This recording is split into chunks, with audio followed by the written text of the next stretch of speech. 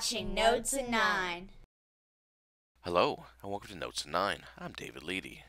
Episode 169, XPages Show Single Category. When in doubt, ask. Okay, before we get into the heart of the show, I do have a couple topics I want to go over, so bear with me. But the first one is OpenNTF.org. OpenNTF, of course, is our basically community site for the developers for these products, especially XPages. It's a home to many great free applications. I'm not going to try to list all of them, though I will mention the debug toolbar and the XPages log reader as key ones I use all the time. And there's hundreds of code snippets out there for XPages in the different languages of Java, JavaScript. I think some add formula, probably some Lotus script still in there and stuff like that. But just great code snippets, and it's highly recommended you check those out for sure. But it is also the home of a couple key projects I do want to highlight. The first being the OpenNTF Domino API, which is, I guess, a modern reboot of the Domino API, and it's written by a crack team of experts, and they're doing a great job with it. I do kind of wish they'd have some more regular releases to it, but it is on the site and you can download it, and it does work, and I use it in the day job every day, and it takes care of things like recycling for you and gives you ways to better loop through your document collections, for instance, etc. So it's a very well done product. A lot of key features are in there. The other big one is the XPages extension library. Now this comes from IBM itself, and the purpose of the XPages extension library, really, I guess in my impression, is to give us features faster. So we can build better apps and more reliable apps without having to wait for 901 or 902 or this hotfix or this fix pack. And it works very well. But they're doing something new with this project, is now we have the ability to contribute code back, which is exciting, and it makes me want to get into it, even though I don't know how to do it yet. But it's kind of worth learning, how to get into the guts of this thing. So now we at least have the ability, and community members have already injected code into it. And what you can do is you can, clone this project, and you can make an update or add a feature or so, and then you can request a pool to contribute that back, and then IBM will go through it, make sure it's good, and then they'll add it probably first, I assume, to the XPages extension library, but then eventually it has a very good chance of making it into the product, the core Domino product itself. So that's very exciting to be able to do something like that. But OpenNTF itself is very community driven. So they've got a board. They've got all these members on the board. At IBM is only one seat. They have a representative, but that's, I think, pretty much it. So it's community driven, and they're always looking for help. So they're always looking for contributors. If you have a project you're working on, or even just a snippet, there is a little work, a little form you need to go through to be able to contribute, just to, keep all the lawyers and stuff happy that it's your code and you're not stealing it from anybody else and you're allowed to share it. So that's not that high a hurdle to pass typically. Some companies have a small problem with that, others don't. But if you can't contribute code to it for some reason, help out if you can. See if you can join the board. See if you can volunteer somewhere to help them with maybe some little maintenance thing or so. But ask to get involved. The site is there for you, and it's only going to be as good as the community makes it. Now, another part of OpenNTF is XPages.Info. And what XPages.Info is meant to be is the home page for XPages developers, just the landing page. And currently, it was currently designed by Nicholas Heidloff, who did a great job with it. And it kind of is news aggregation and links to resources currently, and it's kind of been stagnant. It hasn't really been updated in a while, other than the aggregation. And the brief history of XPages.Info is this was a domain I bought years ago, and I wanted to do a homepage for XPages developers, go figure, and I knew I couldn't pull it off. Yeah, I just couldn't. And honestly, as I was realizing that, I have this great idea, but I can't do anything with it, Nicholas came to me and said, "Hey, I would like to do something, but I don't have a great domain. So, well, gosh, that worked out pretty well. So I let them borrow XPages.Info for a couple years, and then I eventually donated it to OpenNTF, and that's how it came to be what it is today. But now the site's a little stagnant, and there's no one there because Nicholas has gone on to bluer pastures, working as the Blue Mix evangelist. So I've recently been elected the director of XPages.Info, which is basically, I guess I would put it as the publisher, or the ability to make some changes to it. So I guess I'm going to just throw this out there right now is help wanted. So what do you want to see on XPages.Info? How can we make this better? What resources can it be? I mean, I assume I'm thinking we're going to keep the aggregation going on to some extent. I think we need to clean up links to resources. But I really don't know. I have no ideas currently. I'm working on it, but I don't know. So I'm looking for advice or offers of help because you've seen the show. I'm not the greatest developer in the world, but but I'm looking for any kind of help or assistance to make the site better. So maybe this is something we can do together. To however extent, and I'd like to hear from you or maybe even work with you. Okay, so the other topic before we get into the meat is asking questions. And this show comes from a question on the XPages forum. But it got me to thinking about this a little bit, and I haven't done this in a while. But where do you go to ask your XPages questions? Well, there's two places, really. There's StackOverflow.com, and then there's the XPages forum, which if you haven't seen that, or you don't know about it, it's on DeveloperWorks. Here's the link. I never type that link in. I always just Google XPages Forum and go from there because that link sucks, quite honestly. So what is the difference between the two? Well, StackOverflow.com is not an IBM specific site. We are such a small piece in that big, small drop in that big pond, I guess. So you've got JavaScript, you've got Java questions over there, you've got Node.js, you've got data tables and jQuery. Everybody who's anybody who's a developer goes to StackOverflow.com, and it's very specific. It's for clear and concise questions and answers. There's no theory there. There's no what would be the best way to approach this? I don't think that's a good question they like. You know, they want a something that you can give a definitive answer to. And if you don't do it right, then other people who might not have any involvement with XPages will vote it down or even close it because it doesn't meet their guidelines. So the XPages forum kind of bats cleanup. It's for everything else that doesn't fit on Stack Overflow. So if you want to ask an XPages question, the best place to go is Stack Overflow if you can get into a clear and concise manner. And there's a lot of smart people who monitor that forum heavily.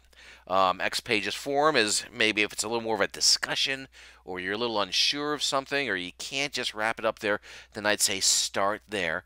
And not as many people monitor that. I mean, I try to stay in there as much as I can. There's some other good guys. Bill Fox, I see his name a lot. But there's other good guys in there that do check it out. Paul Calhoun used to, though he's been a little busy, I believe. Howard is an XPages expert. He's in there a lot trying to help out. So there is a need for the forum and for discussion. But here's the thing. I'm not in love with the XPages forum. I don't like the software it's on. It doesn't work well with Safari these days. I'm trying to hit the enter key. It's not a good software-based forum.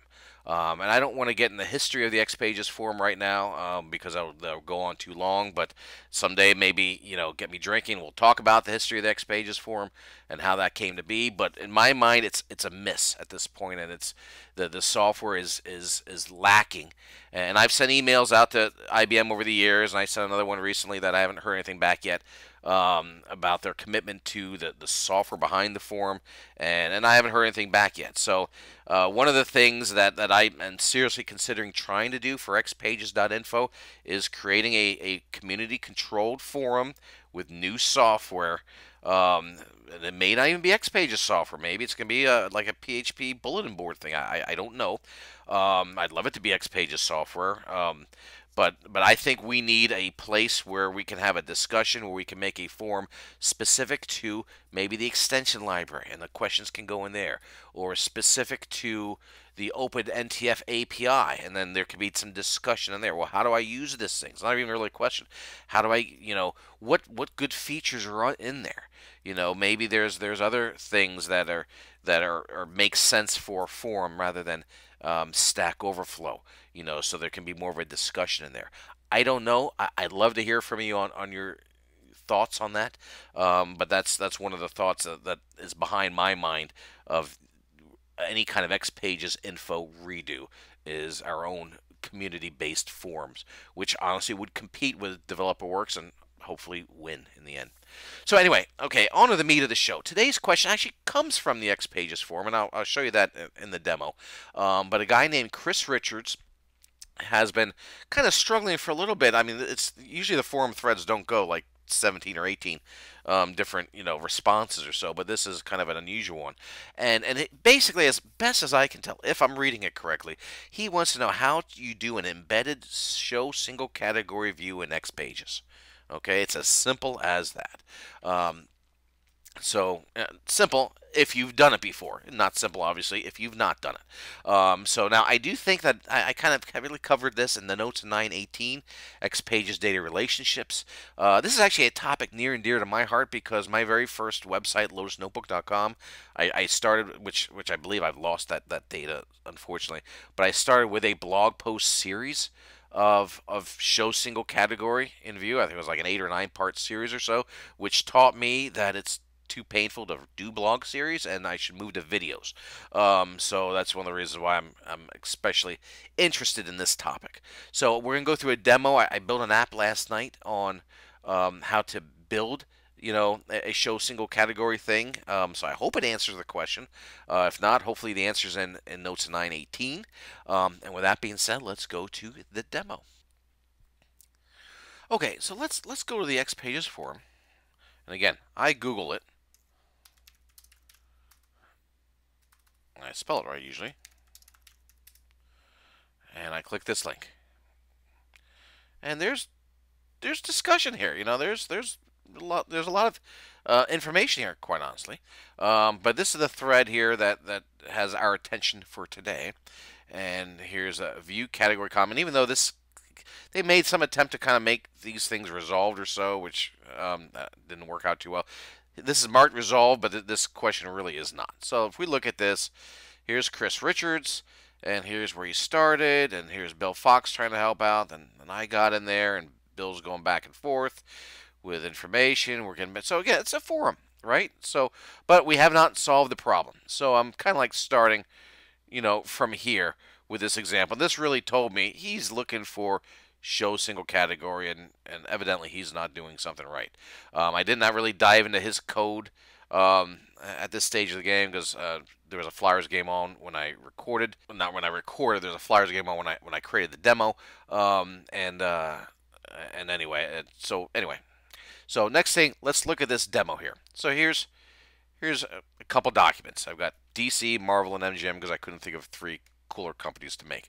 So if I look at DC, here's some activities for just DC. If I come back to Marvel, here's an activity for them, and note this is just a crappy account number. And then MGM has no activity. So this is effectively showing a single category embedded view, right? And if we hit one for MGM, if we do new, and we gave it some date in the future, and MGM comment 1 and submit that. Now MGM has a comment. We come back here. Marvel does not have that comment, etc. So again, until you've done it the first time, I'm sure it's hard, but at this stage of the game, it's a very easy concept, at least for everybody to understand. All right, so let's go to Designer, and let's look at Notes. If I don't remember where I put it. Oh, there it is. Okay, so again, so I've got 2 views in here. So I've got company view, just sorted by name, and then they've got an account number. There's really, I didn't mean to do that. That's set wrong. Oh, look at that. So anyway, it's opening in there. So anyway, there's nothing in the form, and then activities. So it's categorized by the account number. Now, usually, often, I think sometimes you can even get away with making these flat, depending on how you're doing it. So I just left these categorized for now, and then the date order is sorting, and then here's the comment. Okay, again, nothing fancy at all. Okay, so if I look at the forms, again, as I said, there's nothing behind them other than the forms, and quite honestly, you don't even need the forms. But we're going to use them because it just made some things a little easier. And then the views, the same thing. Here's a view of activities, showing select form activity. Everything that you would expect to see. Companies as the reverse, select form equals company. Here's the name, here's the account, etc. So we get on the X page. Let's first look at the home page. The home page has data bound. No, it doesn't have data. It has a view control, and the view control has its own binding. So I don't use these that much anymore. So we're binding to the view companies, okay? And I just threw a view panel control. Where is it? Right here, on here, and I went into display, and I said, show values in these columns as links. And this is why, to make this easier, you need the form. So you go into the form then, right? And you hit on your form properties, and then you say on open, and it should have been on web access. That's why it's not opening in the client nicely. So this is the better one, I think. So you say on web access, display X page instead, company. So that's how this form is linked to this X page, right? Okay, that we've covered that before in different shows. So that's giving me my view panel, and that's what says makes work. If we're in here, click on here, and then you see this link here, open download document, so it knows what X page that this particular document is going to use. Okay, so we didn't need to code that in the link or anything like that. That's done automatically for us, right? Okay, so that's our home page. The new button behind here is simply just events. It's a different word I'm used to. Is simply just an open page, simple action, company, new document. So if we come back here and we do new, it opened the company thing, and it's saying new document. And now I could type in, again, I don't have any logic here for my account number or anything like that, but I can type in here, NotesIn9. Okay, now this is wrong. Obviously, it shouldn't be showing that.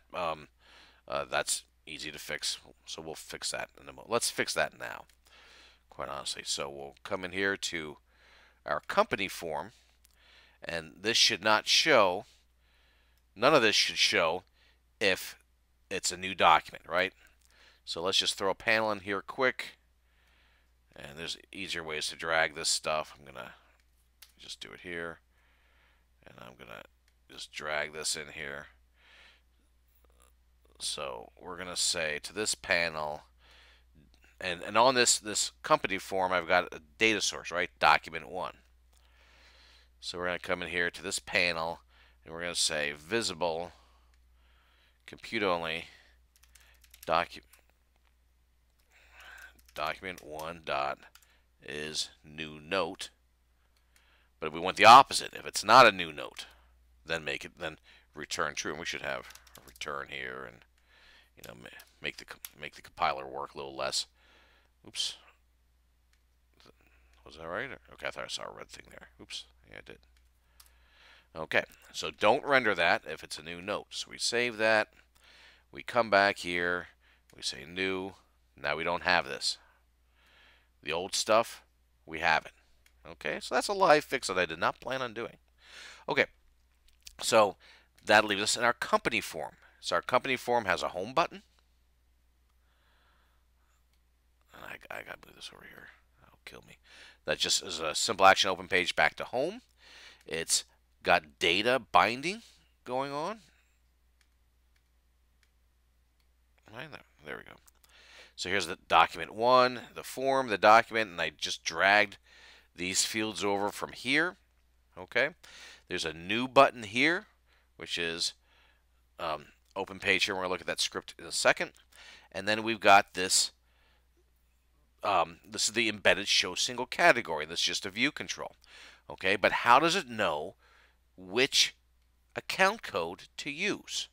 Okay, well, what I'm doing here is I've got an event for the document, and I've got a post open document. And there's 100 ways to do this. I just want quick, and I'm using a session scope variable.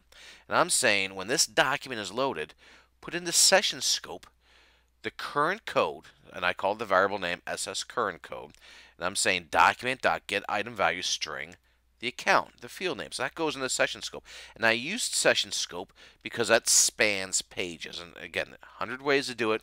That's just the way I chose to do it. You could have passed it through a URL. You could have done, other things. You could have made a Java bean, but you didn't need to make a Java bean here. Okay, so when this document is loaded, it loads the account number into the session scope. So if I come to this view control, and I go to properties, all properties, or here, where's the data?